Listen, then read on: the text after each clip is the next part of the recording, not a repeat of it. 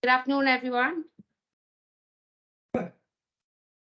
For those who obviously are looking in the chamber, it's a bit dark compared to normal.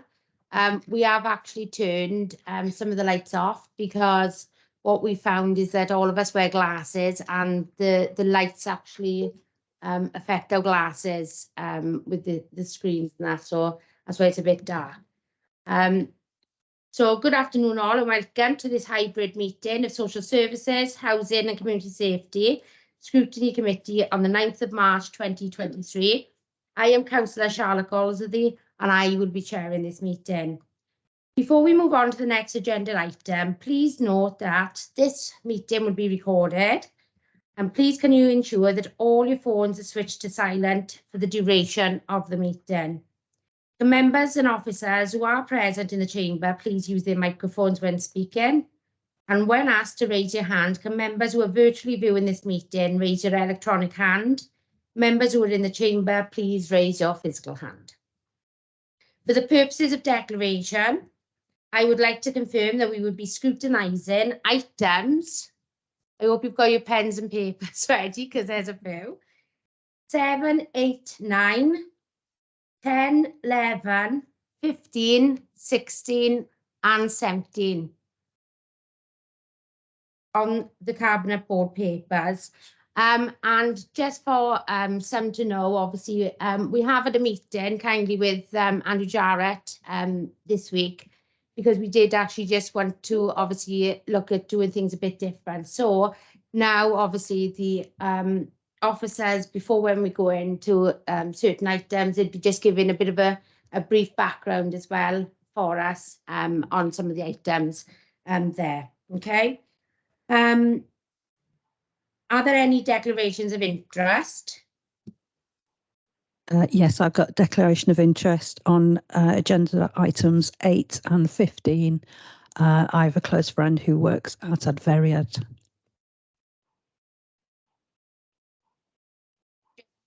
You will see the minutes attached at page 5 to 18 of your agenda pack. We've actually noticed, Helen picked up that Alan Lockyer is down, but it should be Alan Llewellyn on page 5. And I think on page 9 it is Lawn, and I think it's meant to be Lawn. So obviously they will be corrected. But so we will take the both sets of minutes together. If you feel that these are an accurate record of the meeting, can I please have a proposer and a seconder? If members do not indicate to the contrary, then I will take that these minutes are approved. I actually will propose. I'm happy to second, Chair. Thank you. I can't see any indications to the contrary, Chairs. Those minutes are accepted. Right, agenda item 4, adult and children's single point of contact, and obviously for new members, this is also known as SPOC. If ever you hear anyone referring to the SPOC team, this is what it is. It's a single point of contact. Officers, would you like to add anything in additional to the report? Good afternoon, everybody. So my name's Kerry Warren, I'm the head of Children's Services, but I also lead on the Adults and Children Single Point of Contact. We have officers here today who will do the presentation, but they'll also be able to answer questions and give more of a narrative. We were asked specifically to bring this today in response to concerns raised around the response times for our contact officers at the front door. So you'll also hear that being called the front door, the duty system. It's where those new referrals come into children's and adult social care. So we've done a piece of work. The presentation will show you what it currently looked like when we were down on staff, and you can appreciate we have been through a difficult time with the pandemic, and that has led to an increase in the volume of work and issues around retention and recruitment of staff. You'll see the improvements made in relation to those response times, but I know the officers will want to talk about further plans, as it's not where it needs to be, but it's certainly in a position, in a better position than it was when we were down with regards to staffing. So I'll be quiet now because they've worked hard in the presentation. I know I'd like to welcome, we have got our 2 principal officers. So because of the rise in demand, we've got 2 principal officers supporting team managers within the front door.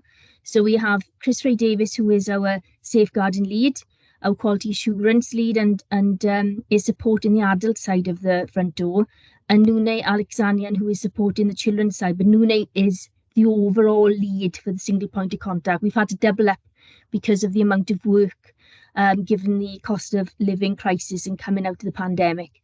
So without further ado, I will be quiet and let them get on with the presentation. Thank you, Carrie, and good afternoon, everyone. Can I just check, are people able to see my screen just so I can make sure you can see the presentation? Yeah, I can see some nods, so that's a good start. Fabulous. Okay. Oh, my screen doesn't want to. There we go. Okay. Our presentation today will focus on our adult single point of contact. However, before we go into the detail of the service, we thought it might be helpful to remind Scrutiny members of how our front door operates. As many of you will already be aware, here at Neath Talbot, we have an integrated front door known as the Adults and Children's Single Point of Contact, or more commonly known as SPOC. As part of our integrated SPOC, we operate a single phone number, a single email address, and this helps make it easier for members of the public to contact us. Our contact officers and business support staff respond to phone calls and emails respectively, regardless of whether they are in relation to adults or children's. We have one integrated referral form that has been agreed with partners regionally and is used by professionals when referring a case into social services, regardless of whether it's in relation to an adult or a child. Although our internal processes do eventually branch out to respond to adult-specific and child-specific referrals, we have a parallel system in place for our responses, including how we meet our safeguarding responsibilities and how we respond to complex families with multiple presenting needs. For example, a young person transitioning into adulthood, or a young woman who is pregnant and might have her own vulnerabilities that require care and support. SPOC will respond to all new referrals into the service. They will undertake proportionate assessments in order to provide information, advice, and assistance to citizens in Neath Talbot. Across SPOC, we operate a multidisciplinary team to respond to the referrals that come in. In adult SPOC specifically, our structure is made up of a combination of social workers, occupational therapists, community wellbeing officer, and 2 deputies, one of which is a nursing background and one of which is a social work background. Our contact officers also sit within the structure. As you can see, we increased our contact officer complement following the worries that were raised last summer around our response rates. So we have 5 permanent members of staff, but as a result of the work that was done last summer around those response rates, we have added on 4 additional temporary members of staff. We introduced the structure into adult SPOC in March 2022. The business case for this recognized that demand in the service and the complexity of the case. Nune, can you just slow down slightly? Of course. Me personally, I'm having trouble hearing Am I every going word. too fast? Okay. Yeah. Sorry, Councillor. Sorry I about will that. slow down. No, Thanks. you're absolutely fine. I will absolutely slow down. Thanks. Okay, so we introduced this structure into adult SPOC in March 2022. The business case for this structure recognized that the demand in the service and the complexity of the cases coming through to the service in the post-pandemic era. We recognized that we could support the pressures in the wider adult social care team if we could slow down some of the referrals and respond to the needs of our service and our citizens at the earliest of opportunities, in line with our outcomes-focused model of practice. As a result, we increased our social work complement and recruited occupational therapists in recognition that this was where we were seeing the highest level of demand coming through. This approach allowed us to become person-centered and, wherever possible, to address the desired outcomes of our service users quickly and efficiently. This slide will show you the steady increase of our referral rates into adult SPOC over the last few years. As you can see, we have different patterns of referrals that come in terms of our referral rates. For example, December is usually a quieter month for us across the service, across adults and children's. But the average line that you'll see going across this graph is showing the steady increase in our referral rates coming into adults specifically in relation to adults in this slide. Within this slide, we've broken down the referrals a little bit further to show you what the outcomes are when referrals come in. So we've done it over the last 6 months just to show you a bit of a snapshot of what that can look like. So for example, in January 2023, we received 763 referrals into the front door. Of the 763 referrals received into adult SPOC, 360 were actioned as being information only. That generally means we've either signposted people or we've referred them to community-based services, but we were able to kind of redirect them at the point of referral to a more appropriate service. 403 of those referrals, of the 763 referrals, were actioned as requiring a proportionate assessment so that we could provide advice and/or assistance from an assessed position. All of our referrals are cited within 24 hours and actioned within 24 hours. And on average, our proportion assessments take about 4 working days to complete. Our performance measures around the completion of these assessments is 7 days. So we try to aim to complete them within 7 days, but on average, the team does them within 4 days. Here we can see the breakdown of the outcomes of the proportionate assessments. So for example, in January, the team completed 275 total proportionate assessments. Of the 275 assessments, 147 of them were subsequently closed to the service. What this means is that SPOC responded to the needs of that service user without having to transfer out to the wider service for intervention. From a service user's point of view, they had their outcomes met quickly without having to repeat their story to another practitioner or wait for a further period of assessment. There will always be citizens whose needs are such that they will require further intervention from our wider service. We won't be able to stop, every referral that comes into the service, and rightly so. So in the month of January, this equated to 128 cases where proportion assessment identified the need to step the case up further for further intervention or an in-depth assessment. However, in relation to those cases, what SPOC will do, if appropriate and possible, is try to provide solutions for the immediate needs of the service user in order to take pressure off while they wait for further intervention or they wait for a response from a different part of the service. At this point, I'd like to hand over to Chris Faye Davis, who's going to take you through the rest of this presentation. Thank you, Nuna. And I was going to ask, would you mind doing the slides for me? Of course. Brilliant.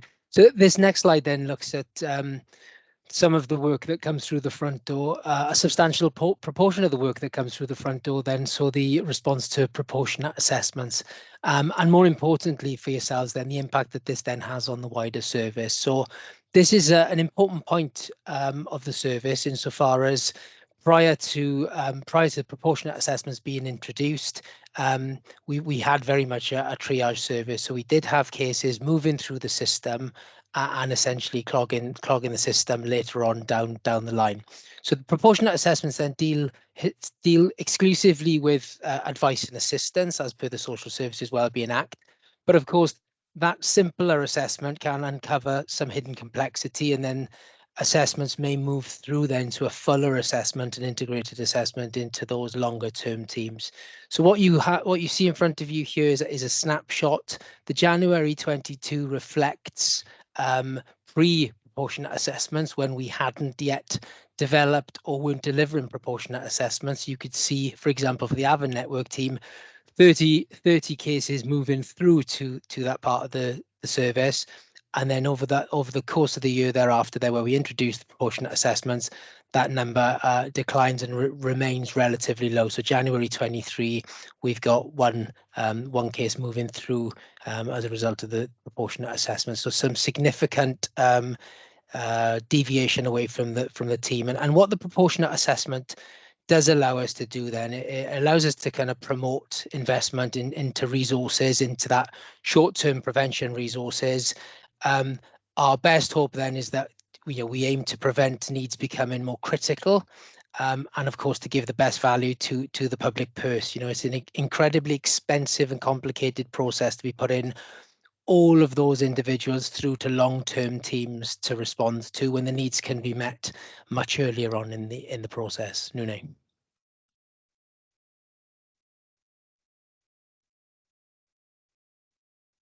Okay, so this slide talks to slide 6, and what you see in front of you is those proportionate assessments then that do move through across the team. So of then those 128 assessments then that moved through to the teams. So these are assessments that the proportionate assessment determines there is more to be done in respect of advice and assistance. As Nune touched upon, some early measures, some interim measures have been put in place to respond to what matters to individuals, to reduce further escalation, and then the case moves through then to the fuller integrated assessment. So the numbers you have before you reflect those 128 cases in January that have moved through then to a more nuanced breakdown of where they've gone across the service. And again, some reduction in those numbers moving through the system month on month. Next slide, Nuni. The crux really of us bringing the presentation to you then was the response rates. Pleasing to see that the unanswered calls have reduced. And the next slide goes on to touch upon the timing in terms of the response time. But as has already been mentioned, there is still much more work for us to do. We are meeting regularly with the contact officers to support them. It's a lonely place. So we want to ensure that they're supported. We want to understand how we can reduce our call time. So 2 minutes is a long time, albeit we have analysed our data, and most calls seem to wait 6 to 8 minutes. I'm not saying that's acceptable, but that's just what we found in our data. And I would point out in terms of this particular data and the work we've done with the contact officers, and work we've still to do with the contact officers, stems from a complaint that we received then back in the summer months. So where we do receive feedback into the service, we are of course then keen to develop the service alongside that feedback. In relation then to the contact officers, so we have them in the office, they're supported by managers, and that's the managers across children and adults are keen to stress that the contacts that they field aren't just adult contacts, they field child and adult contacts. So a vast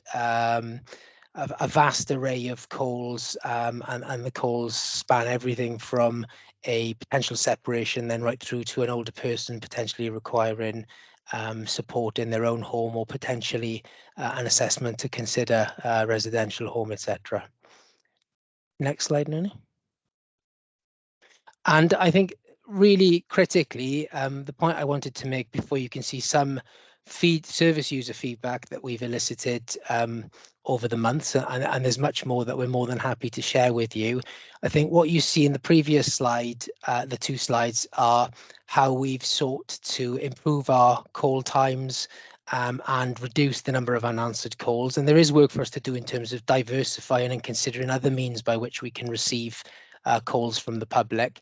But what we would really be grateful for is if you have got members in your wards that are ever having difficulties getting through to us, if you could let us know. We would want to understand, A, we would want to make sure they get into service, but B, we would want to understand the difficulties they are experiencing, because the more feedback we get, the better feedback loops we build into the system, then the better we can develop the system to, of course, respond to the needs of the local communities.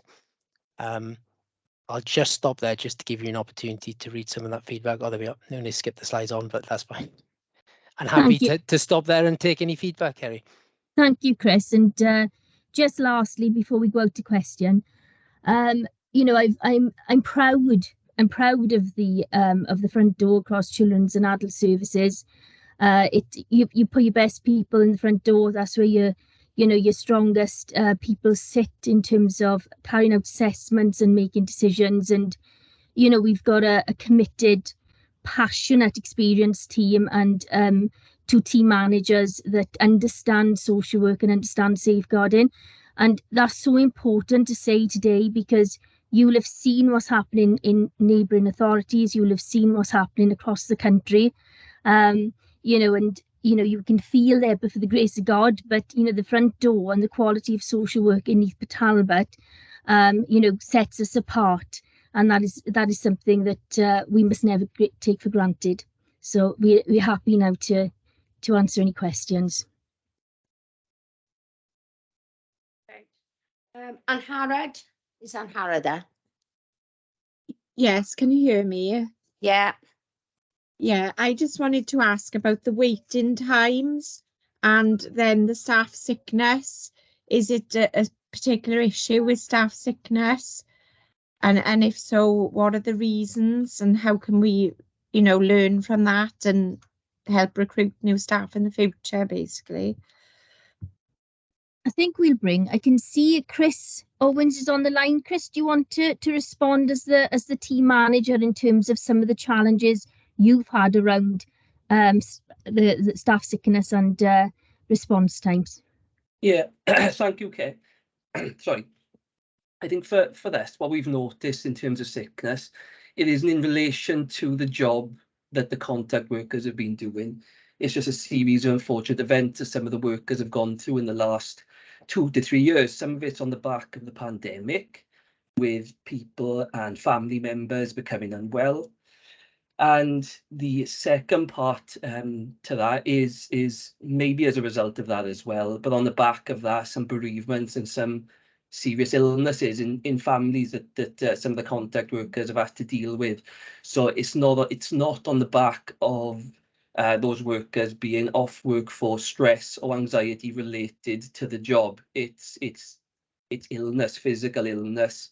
That is unpreventable in terms of normal family life, really. Okay, thank you. Helen. Thanks. I got a number of questions, actually. Could you explain a little bit more about, you said there's one phone number. I'm assuming that once somebody's answered that phone call, the number then goes to somebody else who can pick it up, so that it's not just one person at a time. Could you just explain that? And what provision is there for communicating in the Welsh language? Okay, so I'm going to go back to Chris Owens in terms of those telephone numbers. Chris, are you able to respond to that? Yeah, so there is there's one phone number into the front door. So that's the contact workers picking up the children's and adults calls that come into us. And similarly to note, the business support, we have a joint business support system as well. So there's children and adult business support in the same system. From that phone call, so people will have a conversation with our contact workers. They will take all the relevant information needed, and then from that point, it either moves into my side of the service, which is the adult side, or into Sorrel's side of the service, which is the children's side, and they will pick up the speciality of the response back then in terms of proportionate assessment, decision making, and any safeguarding concerns that come in on the back of that. Sorry, Chris, I'll stop you there, because I may have misunderstood, and apologies if I had. But I think the question was, if the phone, if somebody's already rung and it's engaged, what happens then? Is there opportunity to take more than one call at a time, I guess? Oh, apologies. So yes, absolutely. So we have, as noted in the staff structure that Chris presented and only presented earlier, we have several contact workers on the phone. So if the system works on the basis that the phone comes in and it'll go to the next available contact worker, is what will happen. It's a balance to be struck for the contact workers. As you can imagine, the calls we deal with aren't simple requests. They are conversations that need to be had around the quality of the conversation. But the contact workers are very good in balancing those tasks between picking the next call up, and they have a good system whereby we try and balance the day against lunch and start times and finish times for everyone as well. So we'll always try to make sure that we have enough people on the phones to make sure that the live calls are being prioritised then as they come in. Thanks, Chris. Helen, more questions? Yeah, I haven't. Yeah, could you answer the question about Welsh language provision? My other questions are, I know you've partially answered that, but what happens with the peer support? So if someone has a particularly difficult call, what's there for them, for the worker then to be supported in that call? And my last question is what assessment have you made on the service users' satisfaction in terms of their expectations and what they wanted to get out of the phone call?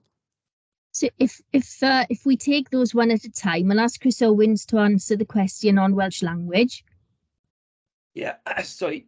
We do have a contact worker who is a fluent Welsh speaker.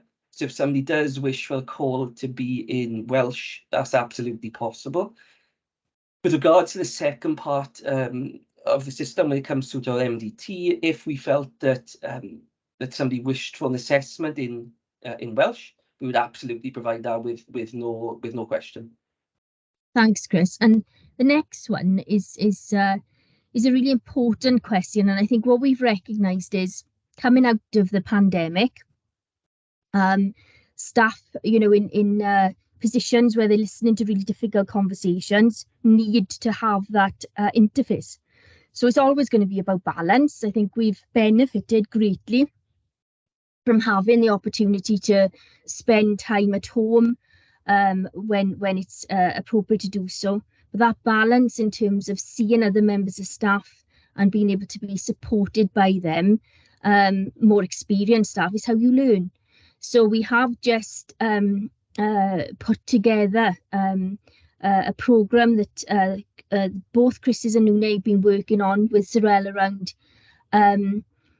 having the contact officers back in the place of work with the deputy managers who are more experienced and the team managers on a rota basis, listening to those calls, so they're able to give that advice and guidance regarding those calls, which you've heard is incredibly wide-ranging and upsetting on occasion. And then they will be there at hand to give that person a break, just to have a chat with them, because I think we all need that when we've had a difficult call or a difficult conversation. But imagine when that just keeps coming thick and fast with every call you take. So I think it's a really good question, and it's something that we will be bringing back to you in a couple of months' time to give you a progress report on how that's going and the impact that hopefully will have positively on staff wellbeing. And because I'm of a certain age, I can't remember the next question now, Councillor, that you did ask. So if you could ask that again. Yeah, it was about the assessment on customer expectation, if you like, service users' satisfaction on their, they phoned up, have they got what they wanted out of that phone call? And again, I think that's something that's incredibly important to us. We only put a couple in to show you, but we have lots and lots of examples, not just writing in, but leaving messages on the phone, on voicemail to tell us, nice stories about, how they believe they've been treated and valued, and the difference it's made. But I'll bring in, because Chris Frey leads on quality assurance, I'll bring in Chris to see whether he's got any more to say in terms of that customer feedback. I mean, it's absolutely something we strive to seek. All I would say is from the calls then that are received, then be it through how they're dealt with, advice assistance, or signposted then out to other services, through to then the assessments, the safeguarding work. Certainly, as a first point resolution, we only seem to be receiving compliments in respect of that work. Now, that's not to say people aren't disgruntled, but there's certainly a piece of work for us to do, and certainly all of our quality assurance work across the service, not just the front door, will be and is now foregrounded in that service user experience. So what you will have moving forward when you start to see the quality assurance data is very clear feedback from those recipients of services across the piece. Thanks, Chris. Nuli, did you want to come in to add to that? Just going to say, Back about last year, I believe it was. We were Can't hear you, Nune. Headphones? You Sorry. Madonna? Sorry, I'm absolutely Madonna today. Apologies. Right. So back about a year ago, we were participating in a pilot program with an external consultancy agency we were taking a look at to see if we could bring in kind of a text messaging type of service in to help provide feedback loops to citizens and to service users coming in through to us. And that external consultancy group helped us get some service user feedback because it was part of what they were doing. They had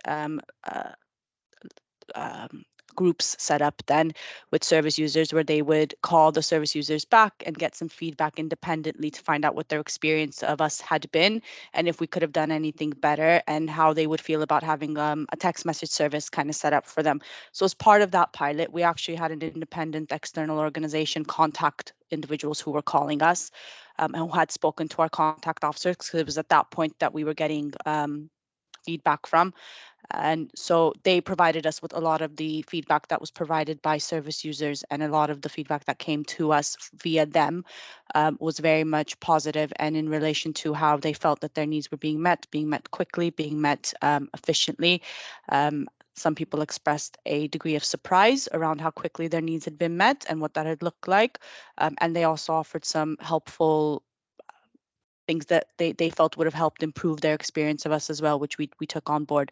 So just tying that on to what Chris was saying, moving forward in terms of our quality assurance of the service that we provide, we will take that forward and make sure that that's done independently. So we're not kind of grading our own homework, so to say. We're doing it independently.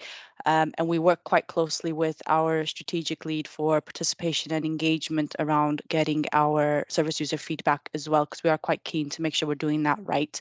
But I thought it'd be good just to mention at this point that we did have an independent kind of consultancy organization working with us last year, capturing the views of our service users and the feedback that they provided to us. Thanks for that. In regards to like personal experience I had on a callback system, because obviously if you're looking at the charts, what my concern is one, obviously the length of time, because if you're actually on a call waiting for 1 minute, that is actually 60 seconds is a long time to wait. So 5 minutes is even, that's soul destroying for me.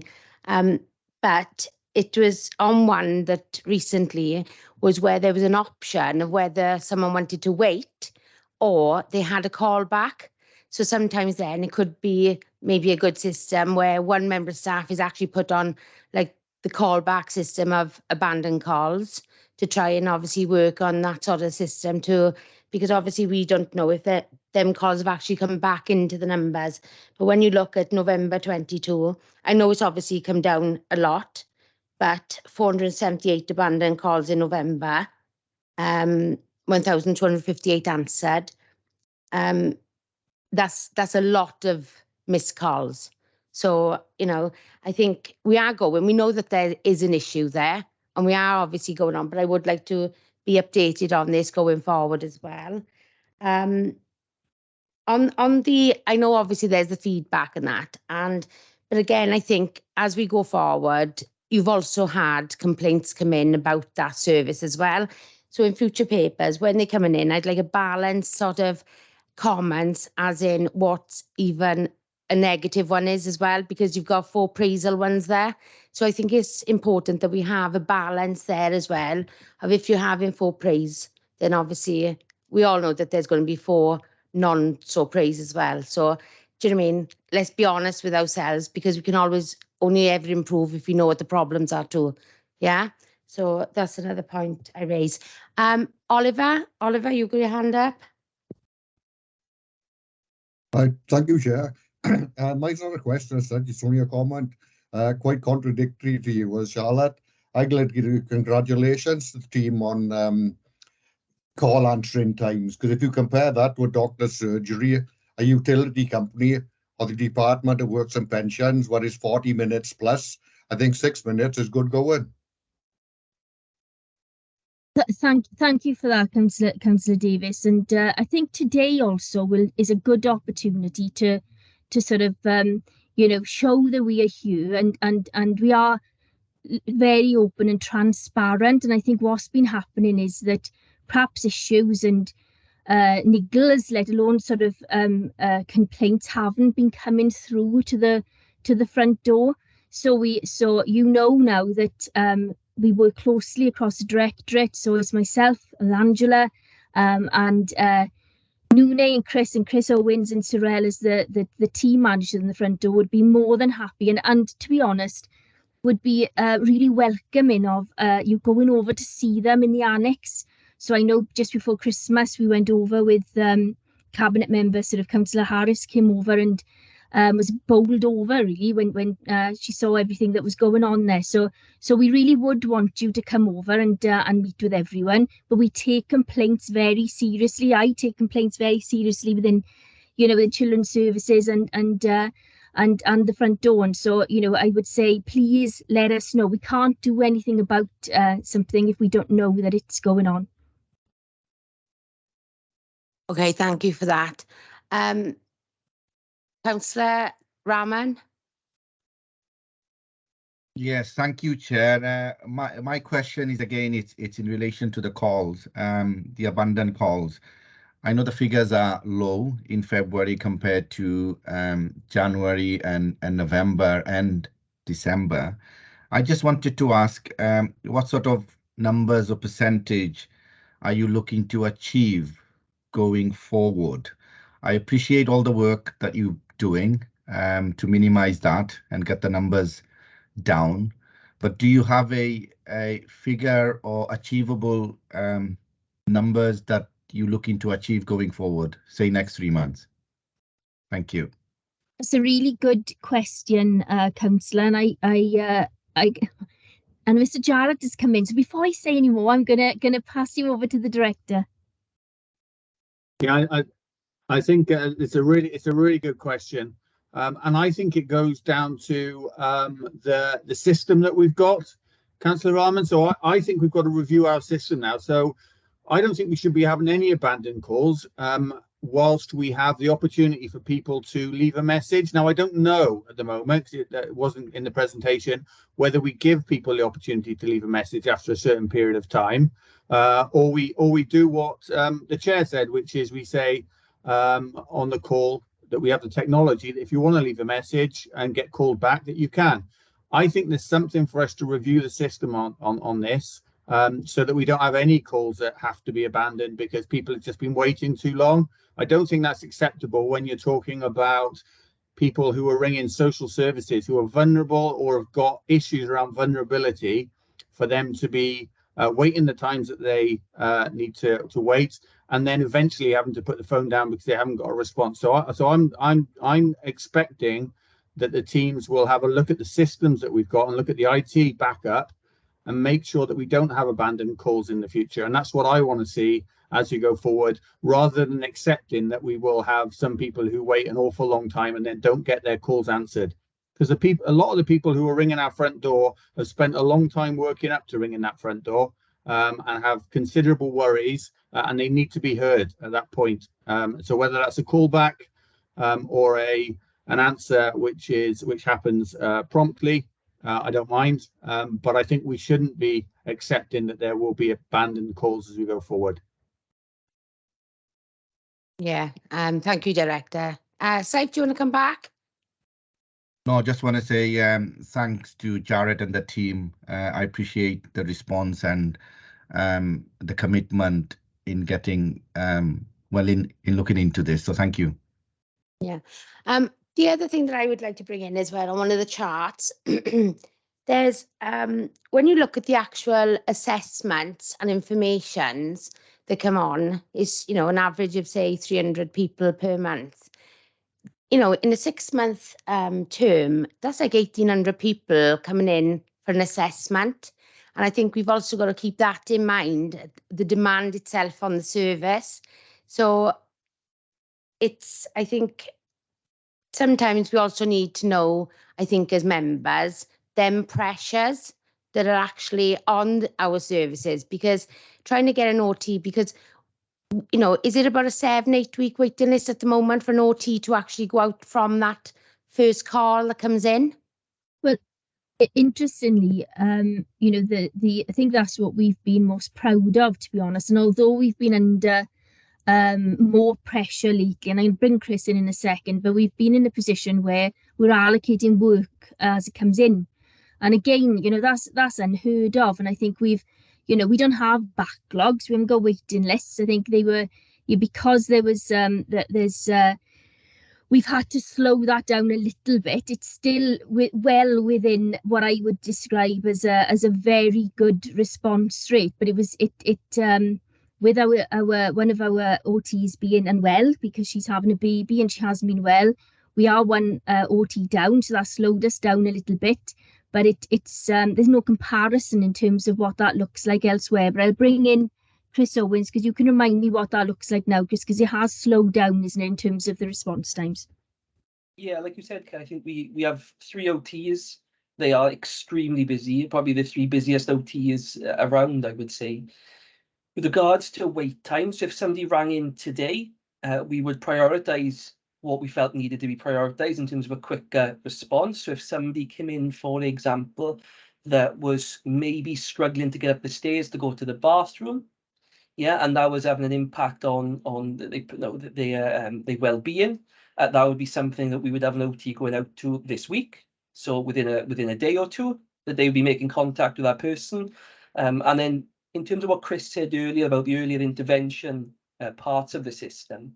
So if, for example, that could be a quick intervention, that could be the provision of a commode in the downstairs to support somebody to immediately be able to use the toilet. So with regards to those immediate concerns, we're on top of that in terms of average wait time. You're going to be talking a matter of a couple of days, maybe sooner, depending on kind of how urgent your query is. There are requests that come in to us that don't need an urgent response, but do need an OT. So for example, somebody wishing to move home might be wanting an OT letter to support their housing application, for example. Well, that wouldn't take priority over somebody's personal hygiene being immediately met. So in terms of that priority system, we have that priority system in place.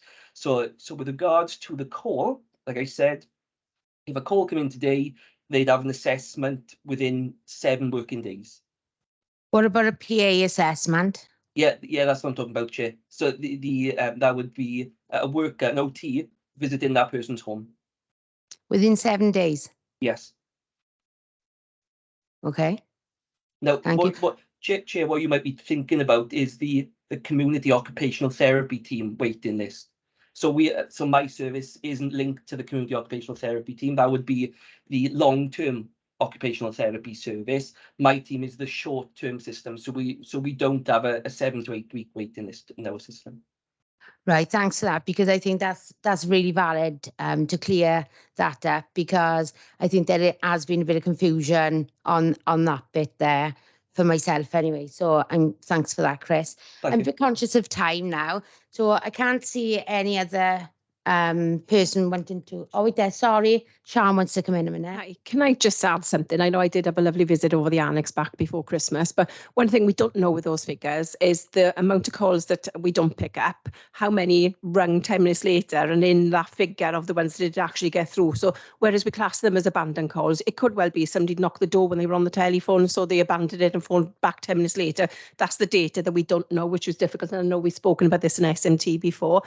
But I just wanted to say at this point how difficult the job is for our staff that are on the telephones, and they're dealing with people with a lot of complex needs, and they often don't come through to the right place. Sometimes the people that are ringing up aren't for us. Perhaps they want the fire service or the blinking DVLA, and it is a balance between our staff trying to help them into the right place as well as helping them within our services.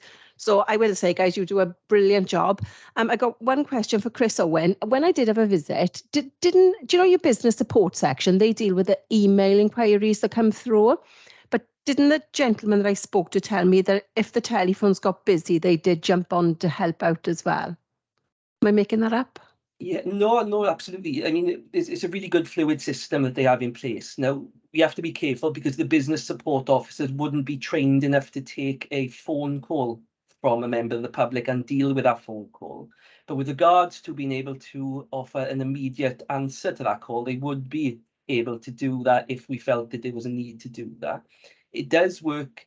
It does work well with the business support workers. They do the emails. So in terms if you're submitting a written referral, we have several business support workers putting them on immediately as they come in through the email inbox. And then the contact workers are focusing on the phone calls part of the system. When it has been in the past where we've had enough contact workers in to manage the demand of the phone calls, we've even at the point where the contact workers will also do emails as well at the same time. So it's a question of if there's enough contact workers in place to be able to answer those phones, the wait times will naturally come down. What that kind of looks like in terms of what everyone feels is acceptable as a call answer time is obviously different. But for us, what we see is a direct correlation between numbers on seats in answering calls and then the call wait times changing as well. Okay, thank you. Yeah, thanks for that. I did mention that earlier on about the abandoned calls and obviously not knowing if they fell through. But again, I think the point that everyone's trying to make is that it could be a more efficient and effective service. And if we don't know about it, so if there is a system that we put in to obviously pick up on things like that, then obviously we'd know. So this report is for information only and there is no further questions. So we're going to move on now to item 5, which is the early intervention and prevention support within the children's services. Officers, is there anything you'd like to add? Yeah, hi everyone. So it's Kerry Warren again, Head of Children's Services, and I'm really pleased to welcome staff today, Ruth Griffiths, the new Principal Officer, for that service, for our support services, along with a member of staff today. We were asked to bring something. Again, it's a brief report, and we would welcome an opportunity to talk through it and to answer any questions. It is in relation to our support services, and many of you here will have supported us over the last few months, in relation to the cost of living crisis, and you'll have seen the team out in the communities working with yourselves on everything from food banks to hygiene banks to uniform banks. I think the only thing that actually is closed is the bank itself. So I'm not gonna go on. I'm gonna bring them in because they speak for themselves. Thanks very much. Lovely, thank you, Kerry. Good afternoon, everyone. I'm just going to give a brief overview of the report. So Team Around the Family is the early intervention and prevention service across Neath and Talbot. We cover the whole of the borough and we support children, young people and families from the age of 0 to 25. The team is made up of team manager, deputy team manager. We have one consultant social worker. We have a social worker that sits between the single point of contact and Team Around the Family. We currently have 16 family workers, 1 education worker, and also a police community support officer. So the aim of Team Around the Family is to support families to address issues that matter to them, areas that they feel that they need support to make positive changes. We aim to build positive relationships with children, young people and their families, to prevent escalation into statutory services, so therefore less intrusive interventions for families moving forward. In terms of referrals, as in the report, referrals into Team Around the Family can come from our early intervention panel and also via our weekly transfer meeting where cases can be stepped down to Team Around the Family from our community support teams. I guess as ward members, you will be having conversations and discussions with members of the public living in your wards, and they may be asking you for advice and guidance. So I think it would be useful for me to go into the support that Team Around the Family can offer in a bit more detail as to what I did in the report. So we are able to offer support to children, young people and parents in terms of behaviour management, parenting support. We are able to offer parenting groups building on nurture-based principles, the non-violent resistance principles, and something that we learned from COVID is face-to-face groups work well, also virtual groups work well. So we currently offer a hybrid version in terms of parenting groups. So those that wish to attend face-to-face can. Those that can't or find that challenging can join via Teams. So that is something that we will continue moving forward.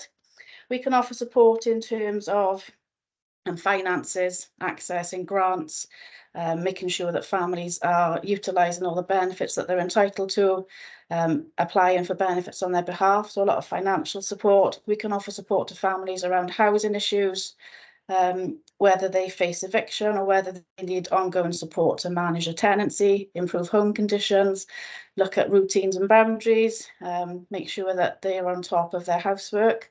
We can support families that are affected by parental mental health. We can support families that are affected by issues surrounding domestic abuse. We support in terms of direct work with children and young people, emotional well-being, and I think I alluded in my report to 2 new programmes that we have developed as a team. So the first one is called Fresh, and that is based on friendships, relationships, emotions, and happiness, and that was devised by a member of the team. It aims to support children aged 4 to 10 deal with the issues linked to domestic violence. It looks at safety planning so that they kind of know who to contact in terms of emergencies. It looks at their emotions, their well-beings, and obviously friendships. And then the other group that we've introduced recently is the Aspire group. So the Aspire group was named by the teenagers that attend that group, and that was developed as a direct result of there being kind of a gap in service, if you like, in relation to working with that age group on healthy relationships, sexual health, consent, internet safety. There's an increase in terms of inappropriate text messaging. So we developed that programme, and that is currently being run within the community. In addition to the work with children, young people and families, we also offer school uniform bank. We offer the period poverty packs, which are being very much welcomed at the moment due to cost of living crisis. And we also try and engage children and families in positive community activities. So we've got really good links with Bulldogs. We've organised recently some trips, so to give children and people the opportunities to engage in activities that their peers would be. So we did a trip to Folly Farm. We've done some trips to Margam Park, so not all needing a lot of money, and it's about encouraging parents to do those activities with their children when TAF have finished their intervention. And community-based activities, again, we like to go out into schools, so we've got good links with schools. We have previously done some school drop-ins, and that is about reducing the barriers, making engagement with social services a positive, not a negative. And I'm going to hand over to Sarah Wells-Jones, because she is currently doing some really good work with community businesses and the Welsh Rugby Union, and she will tell you a little bit more about that. Hi there. Hi guys. So since I've been in post, I've really focused on reaching out into the community and using the strengths of the community and bringing them to the people and the families that we support, and giving children really the opportunities and access to opportunities that they might not necessarily usually have access to. So I reached out to the WRU to develop initially a summer squad, which we trialled last summer. And Summer Squad was a free sports and activity provision, whereby we identified children to attend that. We offered them breakfast, hot lunch, and also a snack. The Rugby Union, they led in terms of the sports and the activities, and then we supported their hub officers and their community officers in helping with the children there. In addition to that, I felt like it was really important that we don't miss the opportunity and that sort of lighter touch to reach out to the parents and the families as a whole. So we developed something called Cooking Champions, where each child who attended left every week with a recipe bag full of fresh ingredients as well as a recipe. They then had a week to go home, prepare, cook that recipe, take pictures, show us. We created winners every week. I again reached back out to the community asking for prizes, for rewards, for swimming, for all sorts of tickets and cinema trips and goodness knows what, to be able to sort of I suppose, give them positive, even more positive experience, you know, just for joining in. And that was, the feedback from that was fabulous. Really good feedback. Every single family member actually joined in, which was quite a surprise, but brilliant. And we're hoping to continue that, and we are actually in the process of continuing that into developing an Easter squad, which is going to be running for 3 days this Easter, whereby in the summer we were looking at 22 children. We're now looking at 150 children. It's not just going to be focused on our team within TAF, but also it's going to be spread amongst the frontline services, the community teams as well, and a very similar process that I'm following at the moment. I think it's important to note actually that it hasn't cost the local authority a penny. All of this I've funded entirely from donations and from charities in the area. So there hasn't been one penny spent, has there? It's literally all been funded from Neath Round Table, from LCV Group, from the WRU, from Masons, all sorts of different businesses and charities in the area. So we're going to be running that. We're looking to run that over 3 dates over Easter. And I suppose the long-term plan then with that is hopefully that we're going to look at actually training children who are NEET at the moment, so children who aren't in education and training. The WRU offer a programme where they, at the moment, they go into colleges and schools and they train children who are at risk of not being in educational training. And my plan at the moment is to use those community hub officers to train those children in our summer camp and in our Easter camp, where they're paid by the WRU and they receive a qualification at the end of it as well. And they can go forward and they can staff future projects, not just with us, but also in colleges and schools around South Wales. In addition to that, I'm doing food hampers. So I've joined forces with some local MPs, Carolyn Harris from Swansea, Jeremy Miles, Stephen Kinnock, and I've been working on providing Christmas hampers, which we did over Christmas. We're going to be doing Easter hampers again coming up. And again, what started as me doing sort of 10, 12 hampers in the initial year, I think at Christmas we ended up delivering 200 hampers, which impacted 987 family members and children in the area. So that's what I've been doing. That's what we've been doing. And it's been really successful, I think, to date. Thank you, Sarah. Thank you. Thanks both. And you know, the as you can see, you know, the enthusiasm, and I have to say, right, that you know, it's contagious, and this isn't, you know, TAF it is a very successful service. It's been running for a long time. You know, the support services in Neath Talbot are outstanding, and just a thank you for continuing to support us, and your continued investment in support services for children's services, because you know we couldn't manage without that. Happy to answer any questions. Well, I think that's music to my ears, that is, because basically I'm a key driver as a counsellor, basically getting things for nothing, because what you're actually showing is that communities and people and humanity is there. And what I also love is the fact if you're bringing in now, you know, other groups and that, because the integration between all is really key, because what we don't want to do is obviously one group of children having this, that and the other, and then others then, you know, which are not having maybe the similar backgrounds to themselves, but them two are not having it. So again, it's like going right way through. I think, you know, that's brilliant. That's totally music to my ears. So, and I know that Caroline Harris and them all had mega fun delivering as well. So it is a buzz, and it's priceless. There's no money on it, to be honest, but you know, more and more people will get the buzz and start joining in as well. So well done both, because I'm a big fan of TAF.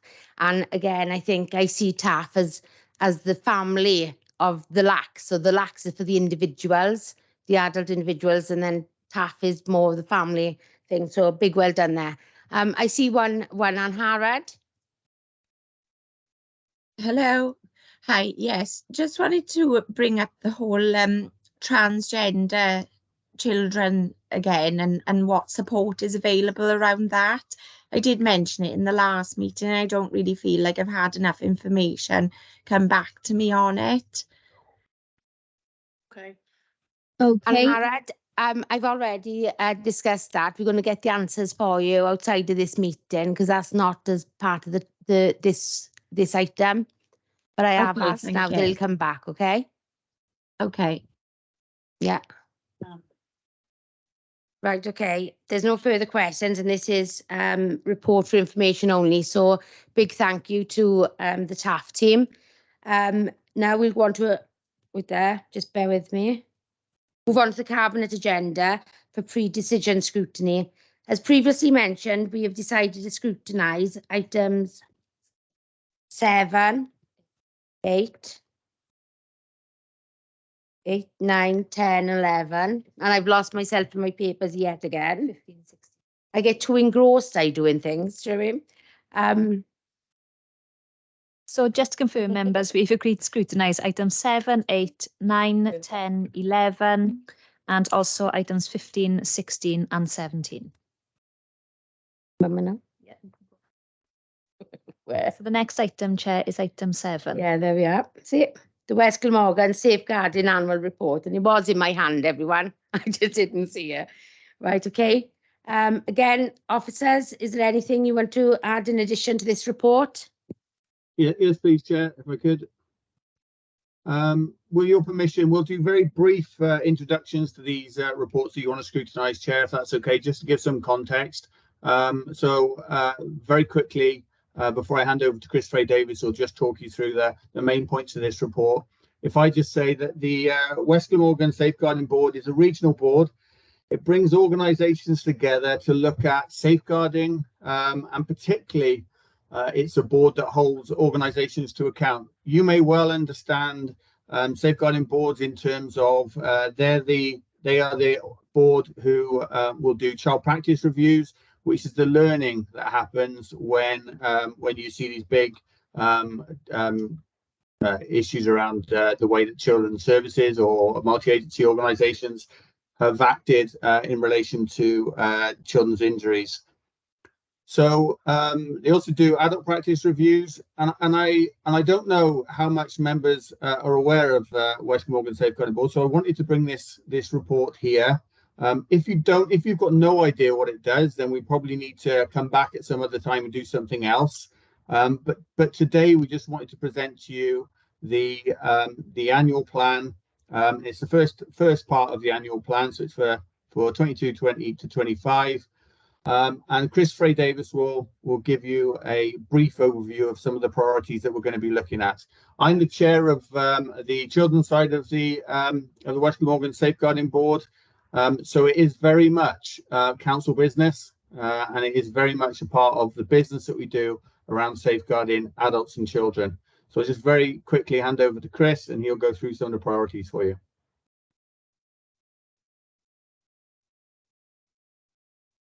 Thank you, Chair. I'm just tidying my papers up because they keep jumping around the screen because there's so many documents open. As Andrew's already shared, the prime objectives of the board then are to protect children and adults, and then the often forgotten second objective is to prevent children and adults at risk of harm, abuse, etc. The plan then, as Andrew's already alluded to, sets out our vision in terms of what we seek to achieve across the partnership West Glamorgan, and it does comprise of other agencies, health, education, probation, Public Health Wales, etc. Police are all members of the board. And then what you have there at the core business section of the report at page 19 is the structure of the board. So the various subgroups then that sit off the main board that take forward the strands of work then that the safeguarding board is busy with. So the practice review management group deals with the child practice reviews, adult practice reviews, the joint strategic training group training, quality and performance, then group looks at seeking assurance across the partnership in terms of safeguarding activity and provides then assurance then back up to the safeguarding board that partners are cognizant of their duties and responsibilities in respect of safeguarding. The policy practice group then takes care of all matters, policy, practice, guidance, procedure in respect of safeguarding, and looks to ensure there's a consistent approach across the wider partnership. For example, ensuring that our response to domestic abuse and violence is consistent. And of course, such work then dovetails nicely into other groups such as Voucher SV.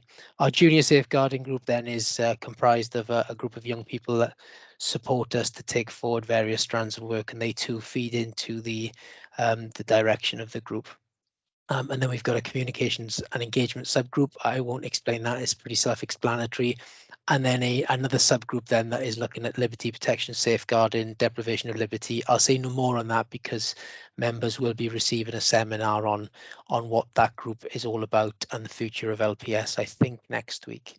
There's a list then of members of the board and then to the plan itself. So it is, as Andrew's shared, a 3-year plan, 22 to 25. And we will be reporting now in July on the last year's work, which has been looking exclusively at those 4 key areas. So learning from experience to improve how we work, improving awareness of safeguarding across all communities and partner organisations, developing and delivering that citizen-led approach. So in recognition of how successful our junior safeguarding board has been, we do want to open up that that citizen feedback. We want to be more exposed to our publics to better understand what safeguarding means for them and their communities, so we're more plugged in to what's going on the ground, and then developing and deliver those regional approaches to safeguarding to ensure that wider consistency. And then what you have then under each of the safeguarding priorities to the right is how we will seek to achieve those 4 key priority areas. I won't read them all. It'll probably be best I stop there, but to say you've also at the bottom got the expenditure of the board, and then some other points that we have to report on in line with primary legislation. I'll stop there. I won't go into the report itself then. The annual report itself then 21-22 covers over the work of all of those subgroups that are introduced by way of that annual plan, and then the work they've done over the 21-22 period. So I'll stop there because no doubt there will be many questions to flow from those reports. Well, I think that's a good thing because there's not that many questions for you, right? Because to be honest with you, it is quite a thorough report. Thanks for that one. But I know that there are a few questions. So, Councillor Aubrey. Yes, it wasn't really a question, just on page 62, really noticing the large amount of hang-ins and overdose and the increase of mental health concerns, really. I think part of the question was is that again it's a lot of high numbers in Neath Talbot, and I think that is a concern. Is there any sort of, well, I know it's difficult to say, is there a reason for it or a trend or something like that? And again, from like on page 62, there's a lot. It's quite dominant. There's a male. There's more numbers in male suicide than female as well. Is there any more information you can give on that, Chris? Yeah, all I can say, Chair, is it's absolutely right. There is an increase in respect of suspected suicides across Neath Talbot and Swansea. It doesn't come as a surprise, sadly, insofar as the trends we are currently seeing do reflect the trends we saw at the in 2008 when we had the financial crisis. So we were expecting an increase. We do across the region have a rapid response to suspected suicide. So any suspected suicide that comes to our attention, and they all do because police refer them through to us, we do convene a partnership meeting to reduce the risk of contagion. And I'm pleased to say that as a result of those meetings, we've certainly not seen any contagion following the suspected suicides we've dealt with to date, and that's been going since 2020. We've opened that up then to extend that process to significant attempted suicides, so those then that haven't completed suicide, and we're finding that is giving us some rich data in terms of understanding how individuals touch services. So we are looking to bear down on that data and engage those that do survive and their families to better understand what we might be able to do differently in a bid to prevent those suicides. There aren't any patterns or trends that we're currently seeing from the existing data set, but we are working with Public Health Wales now and our partners to really develop the suite of data we have, because as you rightly point out, the trends that we are seeing are no different to the trends you see across the general population in terms of predominantly male, predominantly hanging and in the family home. So it is something we are keen to bear down on and try and get a better understanding. Right, okay. So question for you now. If there's a resident and obviously concerned and need a crisis or crisis line, phone someone, whether obviously they're concerned about someone else is obviously looking at committing suicide or, you know, themselves, what would be the number to ring? Oh, I think there are a number of agencies, I believe, Samaritans, Crisis. I'm happy to distribute all of the numbers that we share when we do hold various meetings, or indeed when we do give advice. I don't have them at hand on the spot. No, I don't mean to put you on the thing, but this is the reality in the communities, right? And before this meeting in the chamber, I actually done it as another example to show, because I had an issue last week where exactly that was happening, and I was basically trying to get contact for. And in a previous meeting, the chief exec of the health board was praising his crisis line number, which was 111 option 2. If you do 111, it doesn't come as an option 2 because it goes to England, Ireland, Scotland or Wales. There's no mention of mental health or anything. That I tried 3 times. In the end, I personally phoned Dew Road Police Station, who then got 2 officers to attend. So if I personally don't know, or when I try to get through to help a resident in a position that I sit in, then how do our residents or our communities, you know themselves? So the amount of issues we've got with mental health, the stats that we'd actually seen on these charts, yet there is no clear person. Now, I personally wouldn't know a number for Samaritans or anything like that. So, you know, it's just something I want to raise because it is something I want to look forward, you know, further into now, because it is a big concern. So if I can bring Andrew in. Yeah, thanks, Jay. Just to be fair to Chris and to myself and to this report, so that the safeguarding board doesn't operationalize, so it wouldn't be responsible. So it's not about those, how we make those calls, etc., etc. Safeguarding board brings organizations together to look at and prevent the vulnerabilities that we see across the local authority area, both in Neath, Talbot and Swansea. I think if you want some of that information, Chair, we can find that out for you, and we can bring a multi-agency response back. We can involve the police, health, etc., to come and give you a presentation on that, or we can write you a paper on that. But it's not particularly about the report that we've got in front of you today. No, I totally appreciate that. But I think because obviously this report is a multi-agency, I don't expect another report or anything to come back, but it is a concern I would like you to take back to all of them. So going forward, maybe we can all work together to make sure that everyone is aware of a crisis line number that is actually working and is effective. That's all. Sian, if I can bring you in, and then Chris, I'll bring you in as well, okay? I've had to do this myself in the pandemic on several occasions, and I did have the information because obviously I live with a police officer, but it would be 999 and they have to go out as a duty of care to check on that person, and then they would be starting the process of signposting. So my first protocol has always been 999. Thanks, Sian. Chris? Yeah, Chair, all I was going to say, just to echo that, if there is anybody worried about anybody, the first response should be 999. And then what I will do is I will get the material from colleagues in respect of those services and get them cascaded.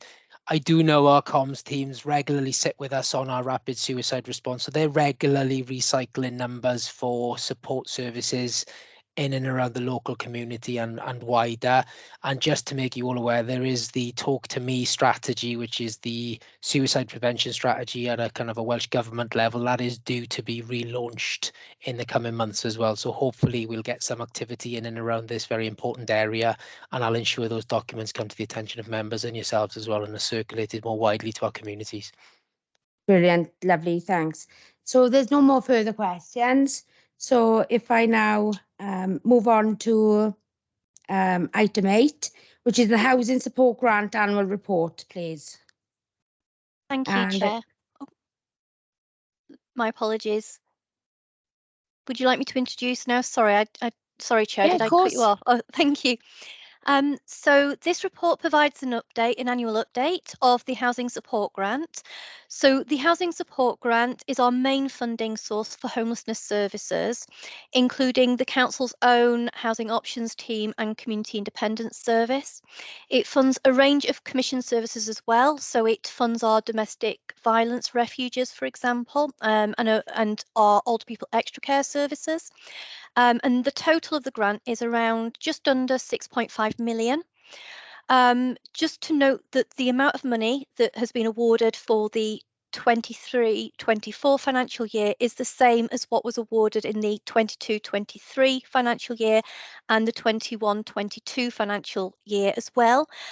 So just to note that kind of pressure there when we look at the increasing demand for homelessness services and also the increased cost of operating services such as cost of living, and also the fact that we are going to be moving towards a different way of working with our rapid rehousing model.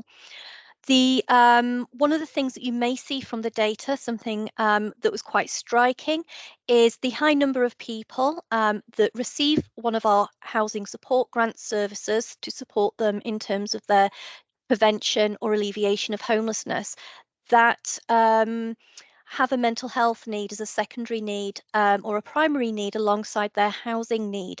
So that is very interesting, and we do commission a range of services already that is very specific. And we have some services that are specifically around supporting people that do have mental health services, as well as some other groups of people that have very complex needs around housing as well. So, for example, we have the SWAN project, which is a specialist advocacy service for women that are experiencing sexual exploitation, and the life skills training that we're providing in the Salvation Army Homelessness Hub.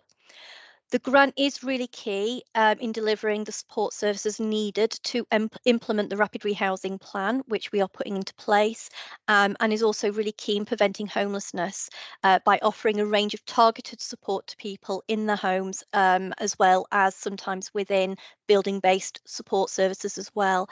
And we will be doing a big piece of work in the next couple of years, realigning our services to make sure they are optimised for delivery of the rapid rehousing model, which I believe has been brought to Cabinet previously. Thank you. I think we've only got one question on this, Shelley. Okay. Dan? Thanks. Yes, in relation to the performance indicators, Hills, the average delay to delivering a disabled facilities grant. What's the average delay in work being carried out? Thanks. Oh, that's the next one, that is. All right. Sorry, Shelley, we haven't got any questions on that actual one. It's performance indicators, yeah? No, sorry, Shelley. That was my fault, that was, in fairness. There is no other question, so thank you for that. We'll now move on. Just bear with me. To item 9, which is Q3 performance indicators. And is there anything that any officers got anything to add to this? Andrew? Yeah, very briefly, Chair. So these are the Q3 performance indicators. You'll see there's a lot of indicators, and it's quite right that Scrutiny gets a chance to see all of them. I'm not sure how much sense you can make of what they actually mean just by looking at numbers on a bit of paper. I think there's a piece of work that I might suggest, Chair, of us going away and Scrutiny starting to think about what sort of indicators that they would like to particularly concentrate on. So whether that's about, how well we monitor and look after our staff, around supervisions, etc., around sickness, all the way to how many contacts we have coming through. You've seen some of that information today, through to the number of cases that social workers might be holding, timeframes for certain things. I think that we could put together a suite of information, not instead of all of this, but actually just really to focus your minds. We've done it before with other scrutiny groups, on the things which this scrutiny committee are particularly interested in. So, Chair, happy to take questions, and the staff will take questions on the information before you. But I think, this is provided for a certain purpose, and not really for, I don't think, for scrutiny, because really what you need is fewer performance indicators and being able to scratch the surface of some of that, so you understand what's happening behind some of this performance. So I'm hoping some of the questions will lead to some of that, but I'm happy with the committee's agreement to go away, work with officers on coming up with some choices that you might want for scrutinise into the future as far as performance is concerned. Thanks, Andrew. I did in briefing mention this with those that were in briefing, and I think they're going to obviously take it on board and look a bit further, not obviously just these KPIs as well. But again, I totally agree that it's a really good way going forward, because again, I think there are some reports that come to us where there's information only, or we ask to be kept up to date with stuff. So again, if them sort of numbers then could be put into indicators rather than asking for reports back, I think one, is less work for obviously officers, but it's still keeping us up to date on lots of that information that we can ask further on. So thanks for that, Andrew. It's really helpful. Neath. Oh yeah, Dan, how's your opening look? Sorry. Again. Yeah, it's only a quick one. In terms of the average delay to delivering a disabled facilities grant, I understand it's down to contractors, but what is the average wait time a service user would wait? Thanks. Thank you. Do you want me to take this, Shelley? Yes, please, Rob. Yeah, thanks for the question. Yeah, we have had some substantial delays since the pandemic due to the demand still in the private market for construction works. The shower conversions generally hasn't been that much of a wait. They've been done pretty much as and when they've been ready, but the extension works, it's been between 6 and 9 months. It's starting to improve because the private work is starting to dry up out there. We have got some contractors starting to come back to us. They are completing the works a bit quicker, so the extension works are starting now to pick up a bit of speed, and hopefully if things carry on as the way they are, they should be back to normal, we would imagine, in about 6 to 9 months again, because we have got a bit of a backlog of the extensions, but they are working through it. Right, thank you. Helen, please. Yeah, my question's in relation to page 146 about a partially upheld complaint. It said it related to social worker actions, and it agreed that lessons were to be learned with the practice, but noted that the individual had left the authority. Have your findings on lessons learned been sent to this individual's new employer so that the person can actually learn the lessons, or are they just destined to repeat it?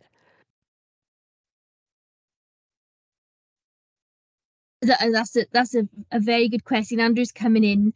I was going to say that that wouldn't, what usually happens when a member of staff leaves, we take advice from HR around, sometimes I've just given a very basic HR sort of reference.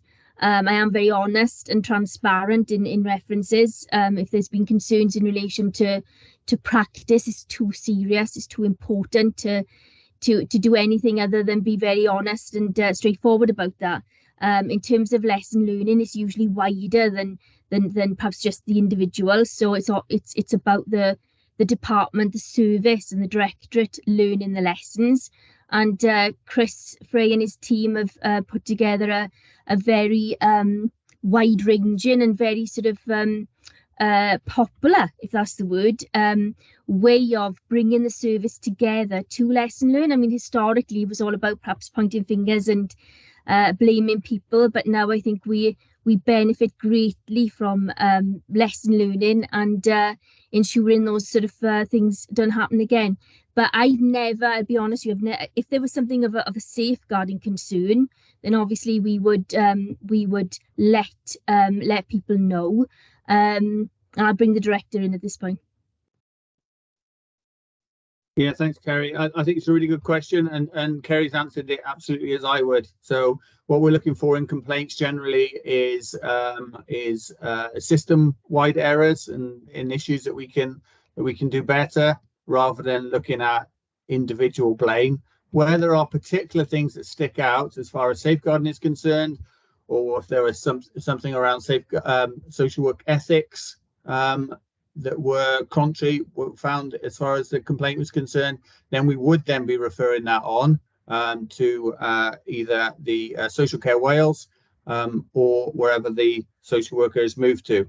But in general, we don't find that. In general, our complaint system looks at what are the system issues that we could do better, and we frame it in that way, Councillor.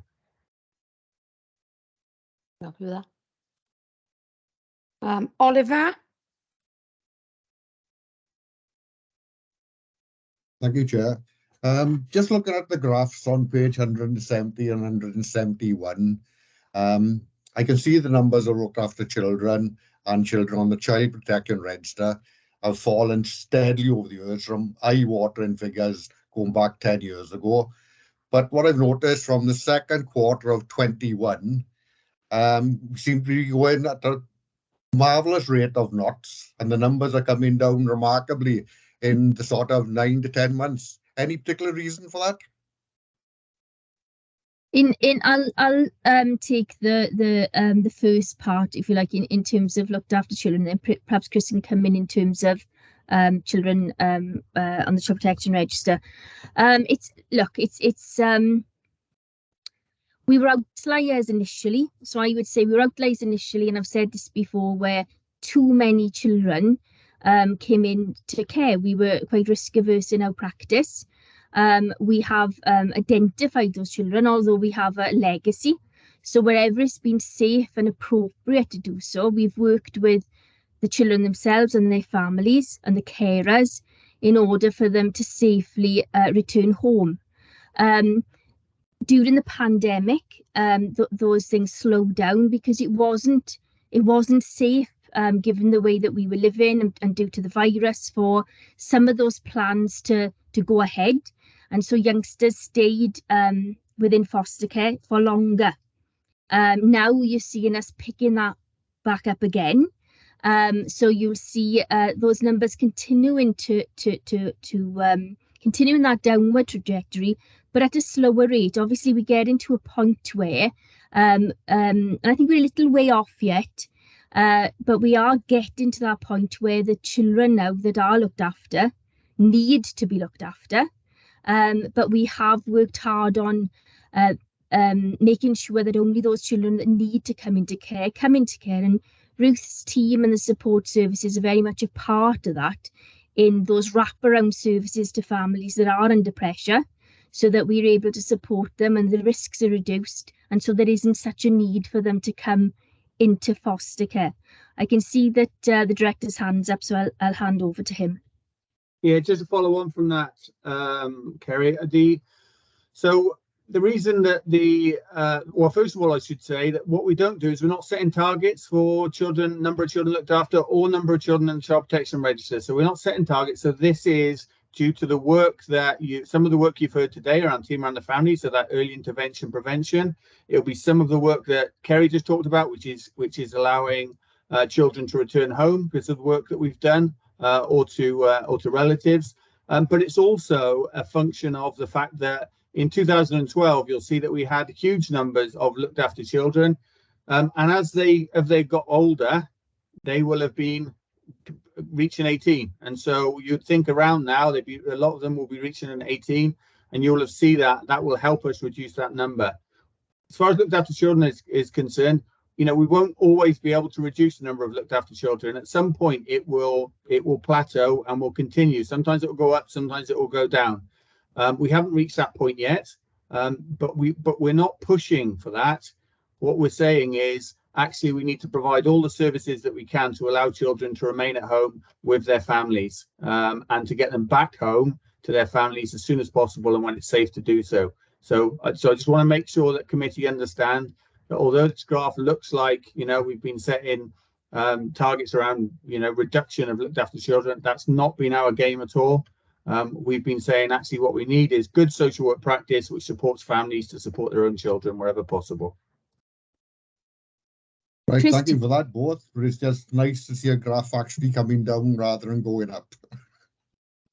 Thank you for that, Councillor. And in all seriousness, we do get the benefit of hearing those good news stories, and you know, it has the same impact on us now as it's done every time over the last 10 years. So hearing those stories where, you know, through good social work practice, youngsters are rehabilitated home, and it's that's tremendous.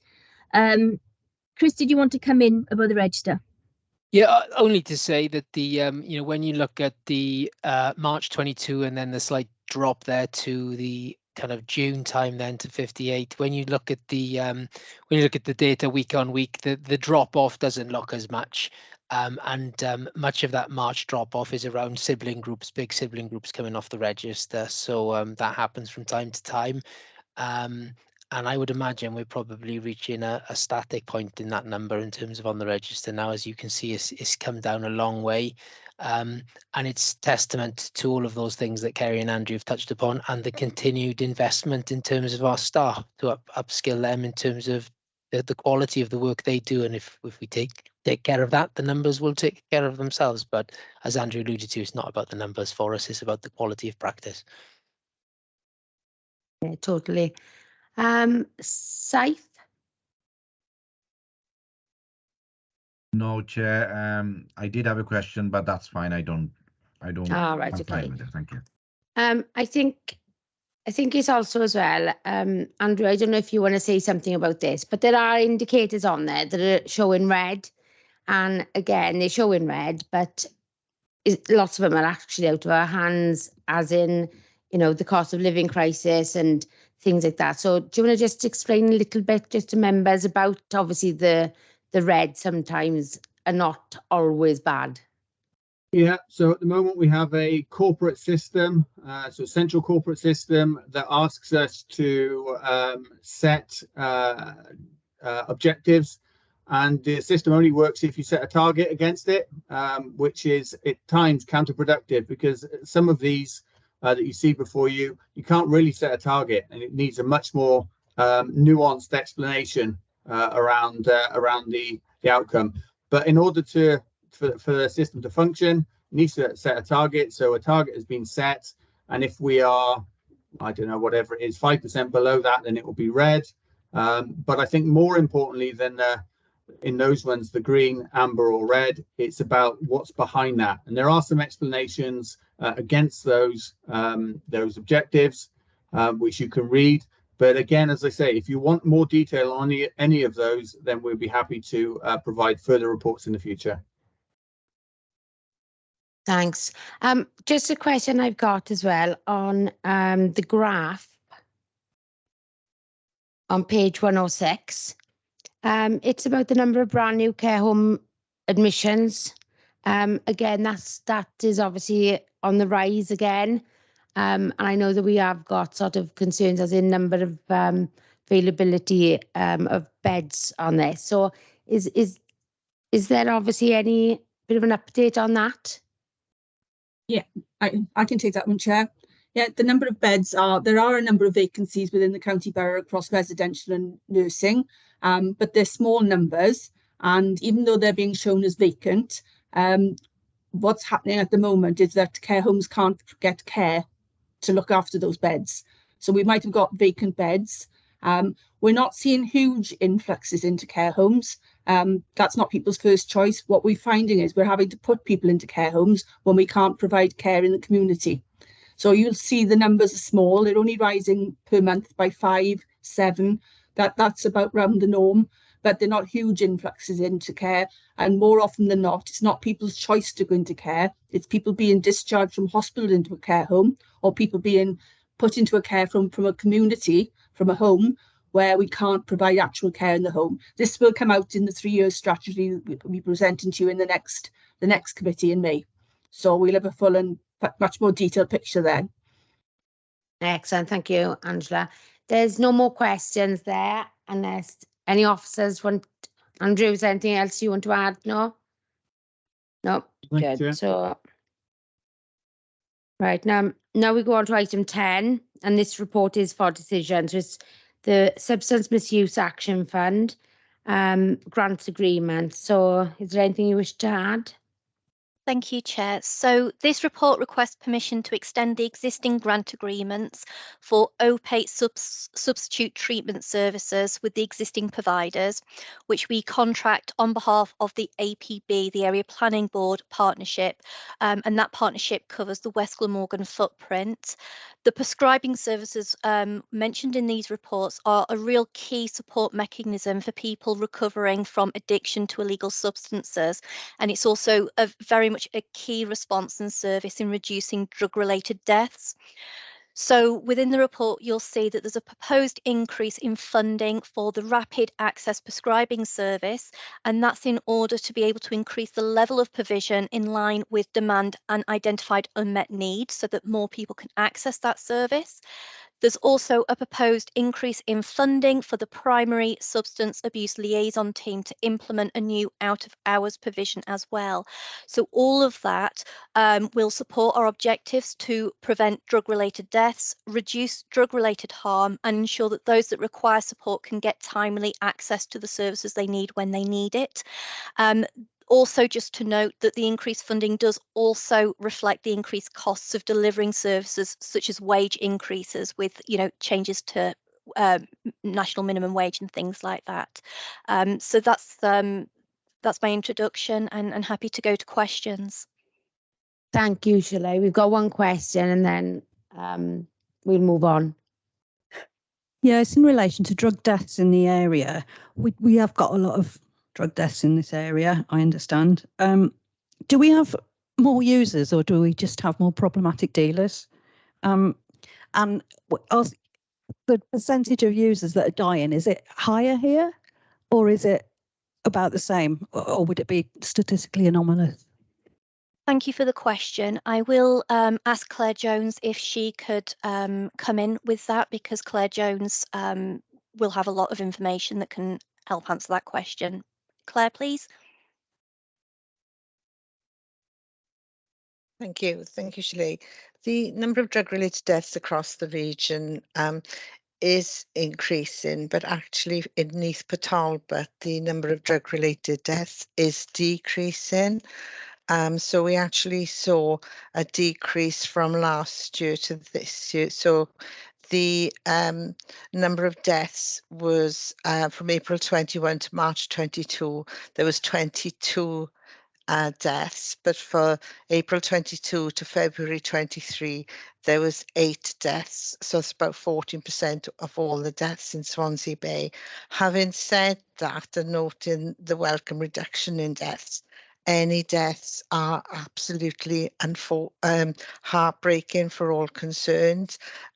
And we really need to do everything we can to avoid and prevent those deaths. And that's why services like getting people into prescribing services, which is a preventative measure, is so important. Whether we've got an increase in users or whether we've got an increase in drug dealers, I don't think we can really say that. We can come back to you with a more detailed report about the numbers in service and the types of support they receive. And we can also highlight the sort of trends around drug-related deaths and some of the good practice we've implemented across the region. So, for example, if somebody has an overdose from an illicit drug, we have got a protocol, so an unsuccessful overdose. They survive the attempt. We have got a protocol that that they would be contacted by one of our support providers within 72 hours. And so those things are having a meaningful impact on that. But just to, I suppose, reiterate, any death is regrettable, and we need to do all we can to avoid them going forward. Thanks, Claire. I got no further questions on that. This is obviously for decision. So the recommendation is listed on page 192 of the Cabinet Board Agenda Pack. I propose, can I have a seconder, please? I'll second. Can members please indicate if they wish to abstain? I can't see any abstentions, Chair. Members, if you do not indicate to the contrary, then I will take it that this decision is supported to Cabinet. Item 11, participants. Chair, can I just confirm I can see no indications to the contrary, so the recommendation is supported to Cabinet. Thanks. Item 11, participation in Welsh Government's empty homes scheme. This report is also for decision. Officers, would you like to add any additional comments? Thank you very much, Chair. So this is quite an exciting scheme, and we're requesting permission to allocate £240,000 worth of council funding to participate in a national Welsh Government scheme designed to bring empty properties back into use. So the 240,000 is the maximum amount that Neath Talbot Council would contribute towards participating in this scheme, and that in itself allows us to access up to £2.4 million worth of Welsh Government funding to offer this empty home scheme to Neath Talbot residents. Our draft local housing market assessment, which is in the process of being developed, indicates that there is going to be a significant shortage of affordable housing, and it's also identified a significant need for additional housing within Neath Talbot of around 4,920 homes, and that's over a period of 2021 to 2036. So with housing being at a premium in Neath Talbot and us having less available land to develop for developers to build new housing, bringing empty properties back into use would be actually a key tool for us in increasing the levels of housing in Neath Talbot, as well as reducing problems that we know that empty properties can bring in terms of environmental health and antisocial behaviour and other neighbourhood problems. So the scheme's operated previously in other parts of Wales and has been very successful. And if we do participate in this scheme, the money made available to us could actually see up to 100 empty homes brought back into use within the area. Okay, thanks, Shelley. Dan Thomas, please. Thanks. I was just wondering the reasoning behind signing a service agreement with RCT Council and the benefits for doing so. Yep. Thanks. Rob, could you answer that question, please? Yeah, no problem at all. Yeah, thanks for the question. The scheme that came around, the Valleys Task Force scheme that was around some time ago, which this scheme copies, it was administered by RCT. They are Welsh Government's appointed lead authority for the scheme. So it's the same for this scheme moving forward. So they will be dealing with all the legal side of it, all the financial side of it. The local authorities will just be dealing then with the surveys on site and dealing with the client and going to see the property. So we don't get involved in the background stuff. That's all done by RCT centrally. You want to come back on that, Dan? No, great. Thank you. So again, I can't see anyone else wanting to ask a question. So the recommendation is listed on page 210 to 211 of the Cabinet Board Agenda. I will propose, and can I have a seconder, please? I second. Can members please indicate if they wish to abstain? I can see no abstentions, Chair. Members, if you do not indicate to the contrary, then I will take it that this decision is supported to Cabinet. I can see no indications to the contrary, Chair, so the recommendation is supported to Cabinet. Item 12, Western Bay Area Planning Board risk sharing. Oh, we're not scrutinising that, sorry, even though I've got big, massive crosses all over it. Yeah. Yeah, so back now to the scrutiny agenda. Agenda item 7, the forward work programme. This is all the items we have chosen to scrutinise in the agenda. This item is for noting unless members have anything specific to raise.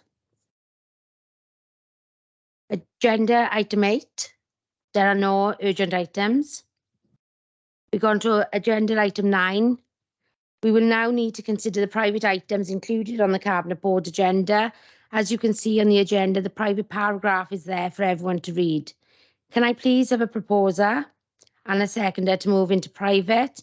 And can I please ask that any member of the public or press in attendance now exit the meeting, and can the recording be stopped? I myself will propose. I'll second. Can we just confirm the recording has been stopped, please?